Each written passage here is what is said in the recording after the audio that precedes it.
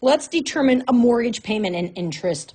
So in thinking through this example here, Jasmine has found a home to purchase for $155,900 and has agreed to pay 20% down. Many banks or loaning institutions require a 20% down payment. If you pay less than that, you a lot of times have to pay mortgage insurance. But anyway, what will Jasmine's down payment be for this particular example? So we're trying to say 20% of $155,900, right? 20% of the purchase price. Remember that of means to multiply. So we're going to take 0.2 times 155,900. And when we do that, we end up with $31,180. This is the down payment. So if you're looking to buy a house, you might want to figure this out. How much do you have for a down payment? What does that mean you can afford? That kind of thing. So how much will she need to borrow, right? This is the present value. How much will she need to borrow?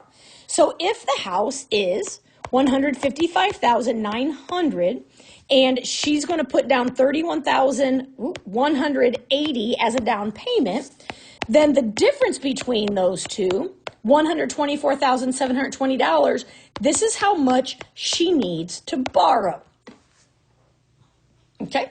And think about it. The more you put down as a down payment, the less you have to borrow. The less you have to borrow, that's going to impact how much interest you pay. Okay? So, we are going to say that Jasmine is going to look for a 20-year mortgage at 6.45% APR. We're going to go with that. That's kind of the plan. Now, we can use Excel to figure this out, and we have ourselves some Excel formulas. If we want to find the monthly payment, okay, so this is kind of a fun way to estimate. If you're saying, okay, I want to buy a house, this is the one I want, how much will my monthly payment be? With Excel, whatever you're trying to find, that's what you're going to work. So I want to find the payment, so I'm going to use equals PMT. Now, the first part of this you're going to see is periodic interest rate. You make mortgage payments monthly. So in this case, we're talking about a monthly interest rate. Well, if we have an APR, remember the A stands for annual. So to find the monthly interest rate, we would take the APR and we divide by 12. So for this particular case, we would take our monthly interest rate, 0.0645, divide by 12. This is exactly how you would type it into Excel. Then I'm going to put a comma. The next piece is the number of payments. Well, if I'm making 12 payments per year and 20 years, you could say, well, 12 times 20 is 240 and put in 240. You can. Or you could just type in 12 times 20 because mathematically those are the same. And then you're going to put a comma. The end of the Excel formula is how much you are borrowing with a negative sign. So negative 124,720, end parenthesis. All right.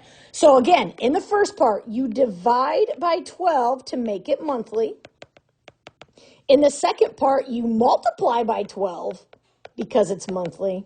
And the last piece, you have to make sure you have that negative sign. Now, when you do that, when you put this into Excel, and I highly recommend if you're able to type that in right now into Excel, and it should shoot out at you 926.21.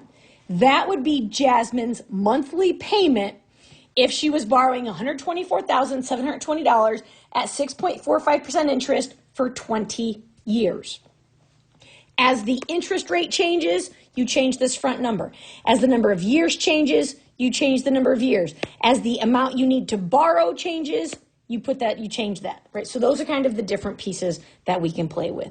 But Excel can be very helpful in estimating the minimum payment for a mortgage, for a loan of any type.